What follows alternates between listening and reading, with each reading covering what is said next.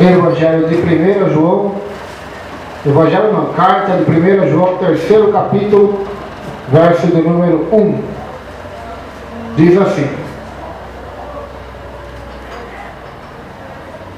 Vede quão grande caridade, amor nos tem concedido o Pai, que fôssemos chamados filhos de Deus. Por isso o mundo não nos conhece, porque não conhece a Ele. Somente até aqui, por enquanto, nós vemos neste versículo maravilhoso quão grande amor, quão grande caridade o Senhor Deus tem nos concedido, o nosso Pai Celestial, de sermos chamados filhos de Deus, família de Deus. Quão grande amor! Por que quão grande amor? Porque para que isso fosse real, Deus, quando criou os céus e a terra, a Bíblia diz que Ele já tinha projetado, planejado a salvação antes de criar os céus e a terra. Já tinha um plano para a salvação. Aleluia. Porque Deus já sabia que Adão e Eva iriam falhar, iriam pecar, e consequentemente toda a raça humana nasceria com a semente do pecado, da desobediência a Deus, consequentemente a morte e o inferno, que é o salário do pecado, né? A condenação.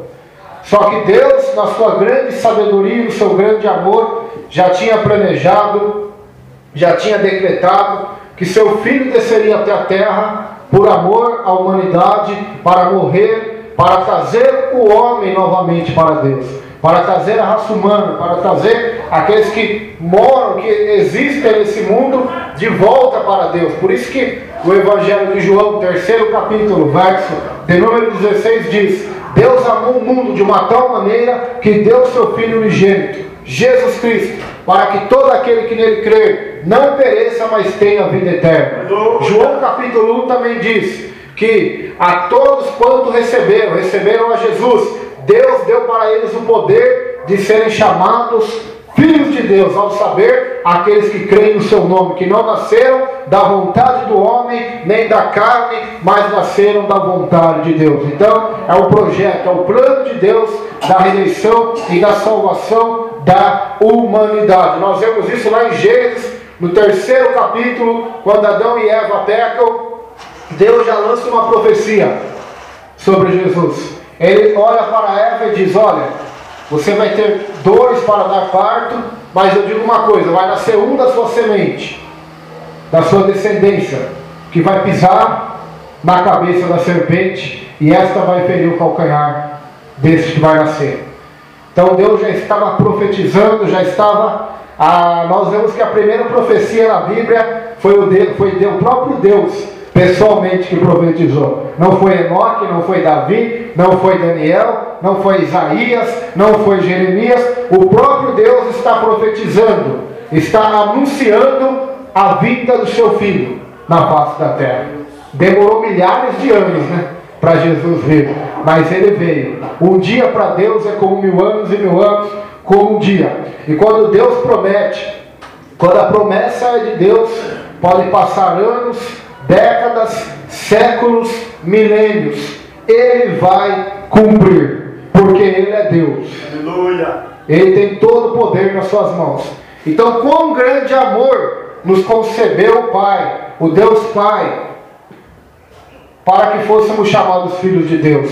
Ele entregou o seu próprio Filho para morrer por nós na cruz. Quem de nós, por melhor que seja, teria coragem de entregar seu filho ou sua filha, ou seu pai ou sua mãe, ou a si mesmo, para morrer por pessoas que não merecem? Nenhum de nós teria essa coragem, teria esse amor, teria essa entrega total. Mas o nosso Deus, o nosso Salvador, o nosso Senhor, aquele que nos criou do pó da terra, diz a Bíblia, amou o mundo de uma tal maneira que entregou seu próprio Filho, sem pecado, sem falhas, para morrer por nós na cruz. E não foi os pregos que seguraram Jesus naquela cruz, foi o amor. Não foi os pregos, Não foi o madeiro, não foi a coroa de espinho que segurou Jesus naquela cruz. Foi o amor. O amor que Ele tem por todos nós. Não somente por aqueles que estão aqui nesta igreja, mas por todos quanto nascem nesse mundo. O amor dele é igual. Não é maior nem menor. Pode ser o pior ser humano que você acha nessa terra, Jesus o ama. Amém. É o que a Bíblia ensina. O amor de Deus, ele é incondicional. O amor do homem muitas das vezes é condicional. Nós amamos outras pessoas muitas das vezes com condições. Mas o amor de Deus, ele é incondicional. Ele independe das condições. Assim mais ou menos como o amor do pai e do filho. O filho pode ser um bom filho ou pode ser um mau filho. O pai vai amá-lo da mesma maneira, a mãe vai amá-lo da mesma maneira. Assim é Deus. Deus ama. E o seu grande amor foi nos ter concebido a honra, o privilégio de sermos chamados filhos de Deus. Filhos de Deus. Ou seja, pessoas que irão morar com Ele para sempre. Que estarão com Ele para sempre. Pois é isso que a palavra de Deus nos ensina.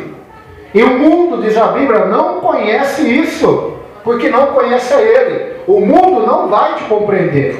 Se você é um cristão, é um crente, é uma crente, se você crê no Senhor Jesus, crê em Deus, busca a Deus, lê a Bíblia, louva a Deus na sua casa, vem na igreja, no seu trabalho você é uma pessoa diferente das outras. Muitas das vezes, o mundo não vai te compreender. O mundo não vai te entender. Até vai te perseguir, te odiar e te criticar por causa disso. Por quê? Porque o mundo não conhece o amor de Deus. O mundo não conhece. Tem muita gente aí fora que acha que Deus não ama ele ou ela, porque fez isso, porque cometeu aquele pecado. Tem muita gente aí fora que não conhece o Deus da Bíblia. Não conhece o Deus do amor. Conhece religiões, conhece ídolos, filosofias, mas não conhece o grande amor de Deus. Não conhece o grande amor de Jesus. Olha o que diz o versículo 2 agora. Amados, agora somos filhos de Deus, e ainda não é manifesto o que havemos de ser. Mas sabemos que quando Ele se manifestar, seremos semelhantes a Ele. Porque assim como é, o veremos. A outra tradução, só para os irmãos entenderem melhor. Amados, agora somos filhos de Deus, e ainda não se manifestou o que haveremos de ser. Sabemos que quando Ele se manifestar, seremos semelhantes a Ele, porque haveremos de vê-lo como Ele é. Que maravilha, amados. Agora somos filhos de Deus. E isso não é visível para o mundo. Isso não é visível nem para nós mesmos, muitas das vezes. Não é visível, porque somos iguais aos outros que estão lá fora, né? Fisicamente. Não tem uma diferenciação. Mas a Bíblia diz que ainda não foi manifesto o que haveremos de ser. Ou seja, nós não estamos na forma, nosso corpo não está na forma que ele há de ser ainda, que Deus há de transformar. A Bíblia diz que todos aqueles que creem em Jesus não verão a morte, mas terão a vida eternamente. Aleluia. A Bíblia também diz que Deus transformará o seu corpo corruptível, seu corpo que envelhece, que enfraquece, que sente dor, que sente cansaço, que sente medo, sujeito ao pecado, sujeito a muitas coisas que desagradam a Deus.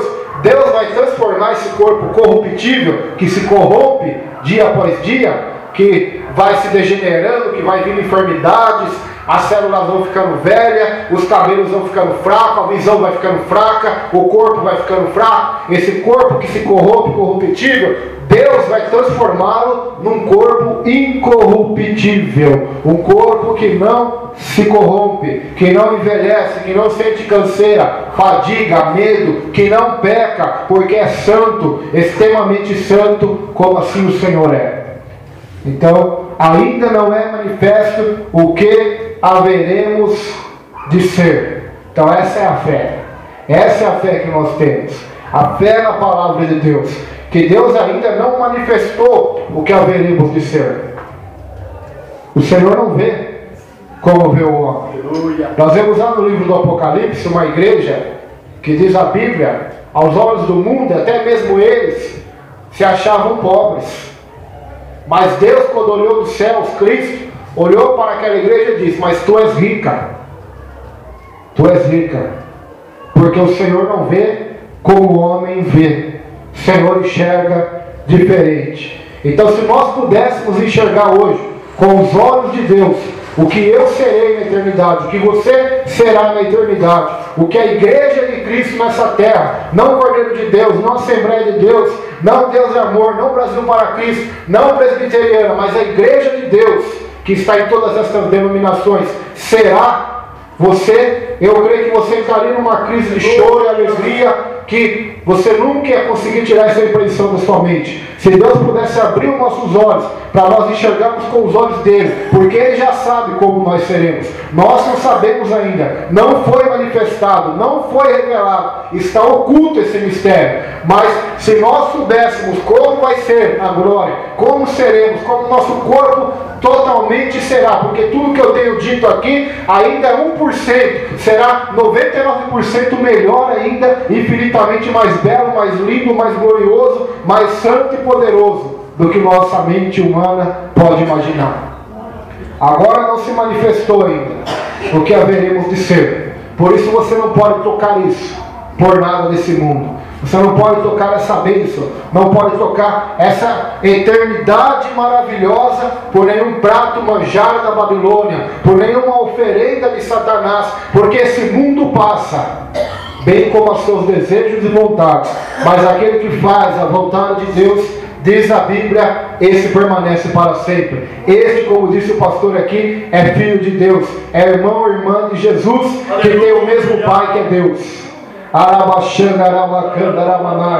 Aleluia. Ainda não foi manifesto, minha irmã, ainda não foi manifesto, meu irmão, o que você há de ser.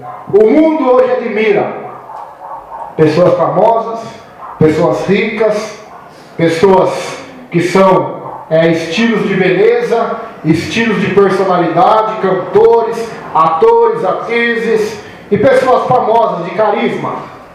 Só que se o mundo pudesse enxergar com os olhos de Deus o que a igreja vai ser, com certeza o mundo se ajoelharia e viria para dentro desta arca também para ser salvo e para crer no poder do Evangelho de Cristo. O mundo entraria nesta arca, entraria nesta rocha que é Jesus Cristo, a pedra da salvação, a pedra que nos salva e nos coloca na eternidade.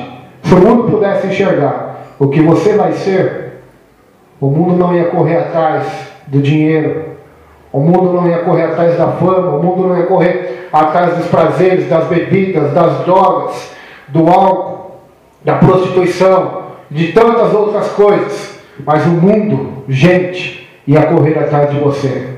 Aqueles da sua família, aqueles do seu trabalho iriam agarrar em você e dizer: eu vou seguir junto com você, porque sei que Deus está contigo. Se o mundo pudesse enxergar, e se até mesmo nós pudéssemos enxergar o que haveremos de ser, talvez nosso coração ia ser mais grato a Deus, mais alegre em Deus, mais animado em Deus, mais dedicado a servir esse Deus maravilhoso. Esse Deus maravilhoso que tudo fez e que tudo pode para realizar esta maravilha.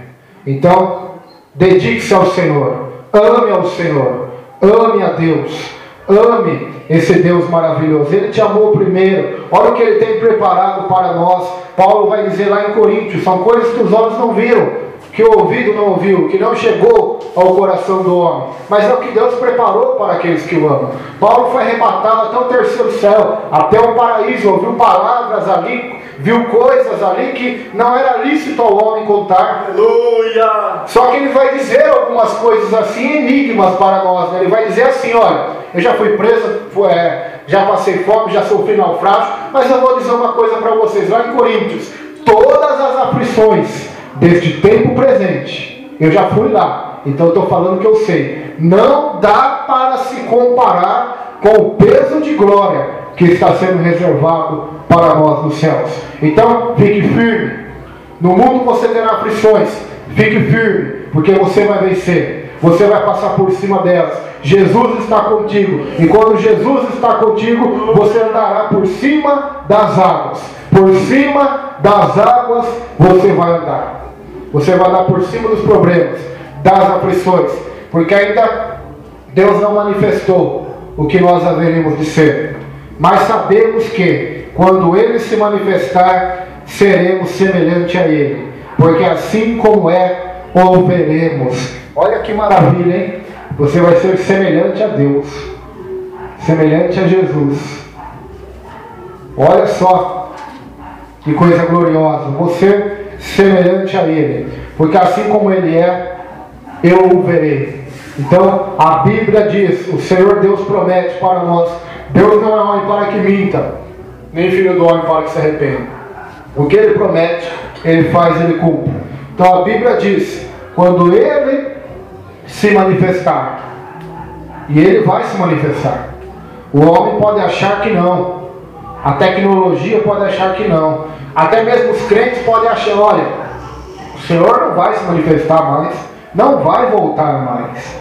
Está demorando, né? 2000 anos já se passaram e as coisas continuam do mesmo jeito.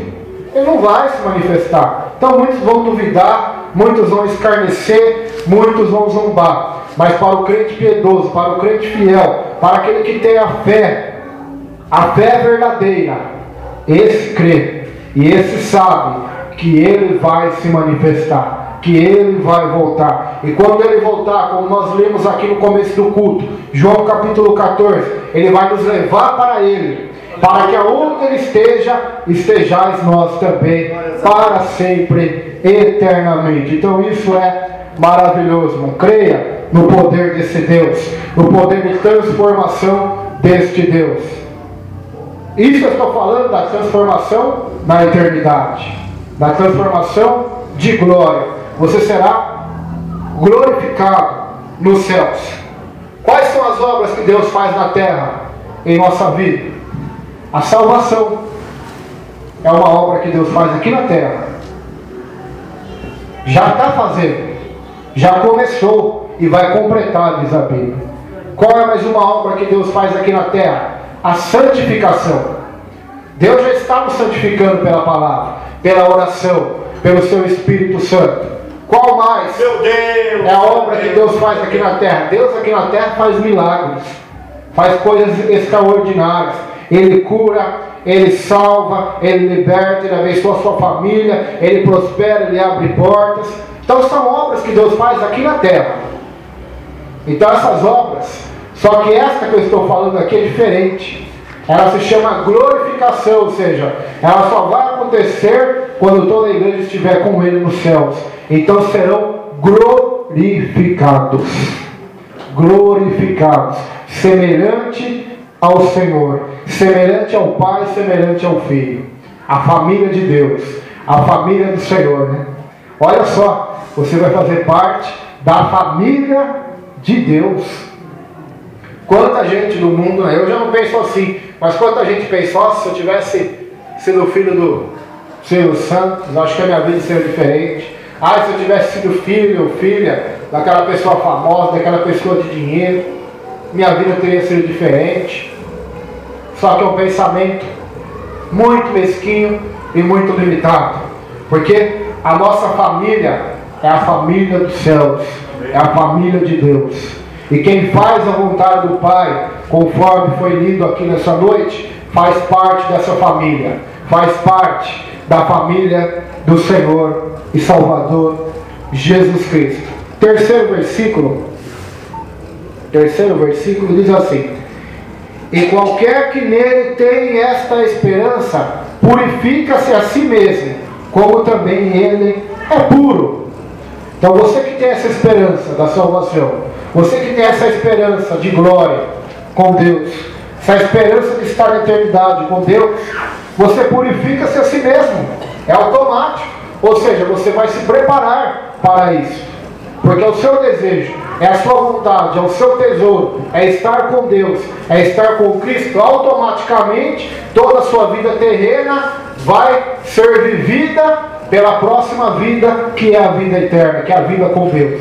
Tudo que você fizer nessa terra vai ser focalizado em agradar aquele que está sentado no trono, para que você faça parte desta grande família. Então você purifica a si mesmo, ou seja, você tem essa esperança em Deus, essa fé da salvação, da eternidade, e você vai se purificar a si mesmo, como Ele também é puro. Aleluia!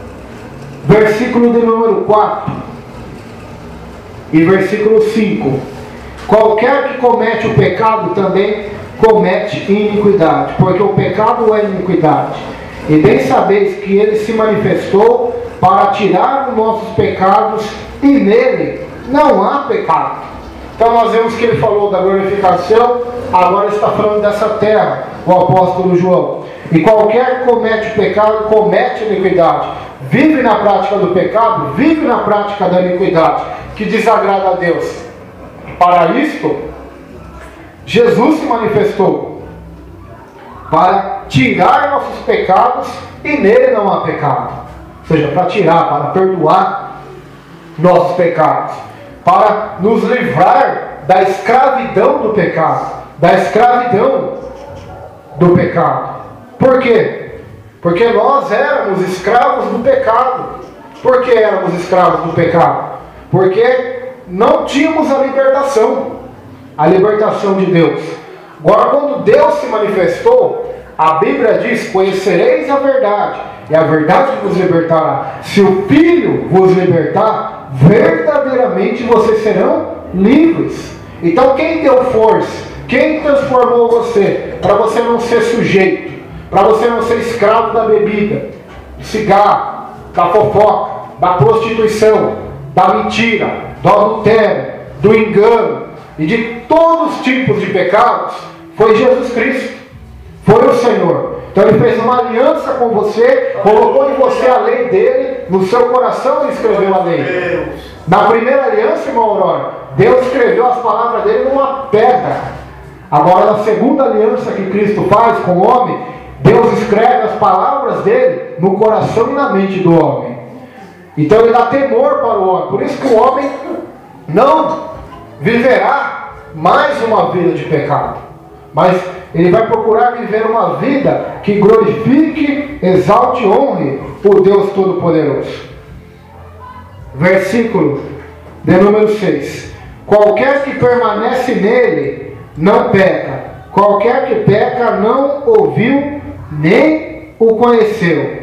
Filhinhos, ninguém vos engane. Quem pratica a justiça é justo, assim como ele é justo. Ou seja, quando nós permanecemos em Jesus, permanecemos na palavra dele, não vamos pecar. Mas se algum momento nós deslizarmos, pecaremos. Porque nós não somos livres do pecado porque somos bons ou fortes, ou porque nós queremos.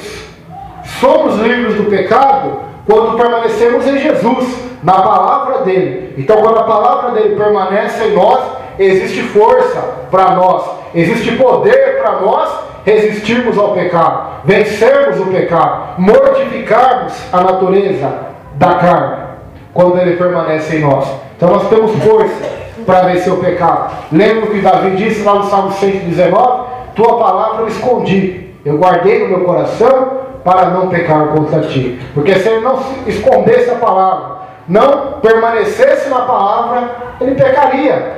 Porque é a naturalidade do ser humano. Infelizmente é essa. A nossa realidade é essa. Se estivermos longe de Deus, não permanecemos nele na sua palavra, vamos pecar. Essa é a tendência do ser humano. Filhinhos, ninguém vos engane. Quem pratica a justiça é justo, assim como ele é justo. Então, pratique a justiça. Busque primeiro o reino de Deus e a sua justiça. Busque ter uma vida justa. Trabalhar um trabalho justo. Ter uma vida justa. Ser uma pessoa justa. Porque é o que o Senhor nos ensina. Verso 8. Quem comete o pecado é do diabo. Porque o diabo peca desde o princípio. Para isto, o Filho de Deus se manifestou, para desfazer as obras do diabo. Então olha de quem nós éramos aí. Está falando na Bíblia já. Por isso que foi grande o amor de Deus. Nós éramos do diabo. Por quê? Por causa do pecado. Nós éramos dele. Porque vivíamos na prática do pecado. Vivíamos cometendo o pecado, fazendo o que desagradava a Deus. Mas para isto se manifestou o Filho de Deus, para destruir as obras do diabo. Quais são as obras do diabo? Mentira, matar, roubar e destruir.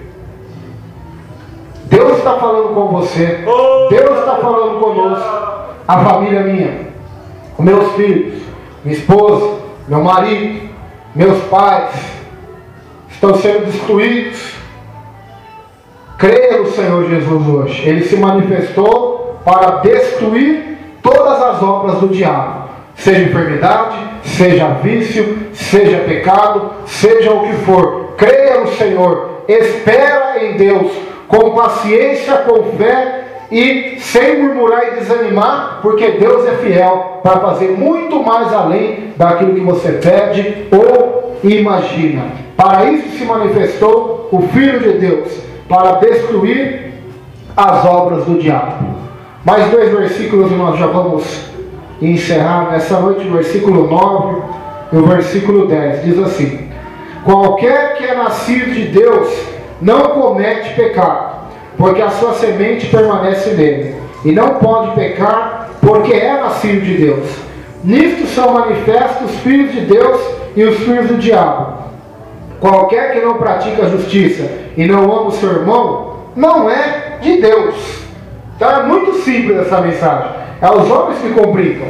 Olha, qualquer que é nascido de Deus, que nasceu de Deus, não comete o pecado, não vive na praticidade, na prática do pecado. Por quê? Porque a semente de Deus, que é a palavra, permanece nele. Ele não pode pecar, porque é nascido de Deus. Então ele não pode pecar. Então você está dizendo, irmão, que nós não pecamos mais? Não é isso que eu estou dizendo. Até porque no mesmo livro de João, 1 João, no capítulo 1, ele vai dizer: se dissermos que não temos pecado, somos mentirosos. Então eu não estou entendendo. Num versículo fala uma coisa, neste versículo está falando outro. Mas veja o contexto aí que está dizendo. Essa palavra comete pecado ou iniquidade significa prática do pecado.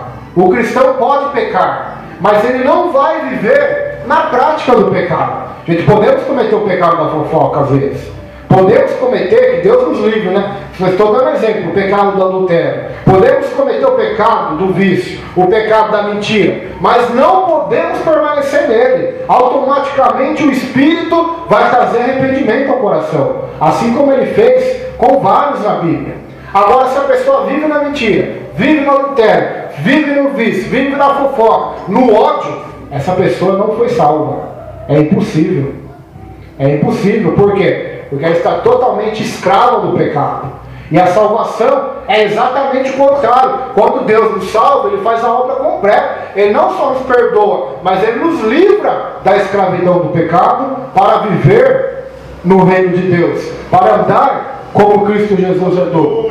Glórias a Deus. E nisso é manifesto os filhos de Deus e os filhos do diabo. Qualquer que não pratica a justiça e não ama seu irmão, não é de Deus. Quem é irmão? Quem é sua irmã? É o seu próximo. Qualquer que não amar o seu próximo, como a si mesmo, não é de Deus. Porque Deus é amor. Deus ama. E nos ensinou a amar até os inimigos. Então essa é a marca do Filho de Deus.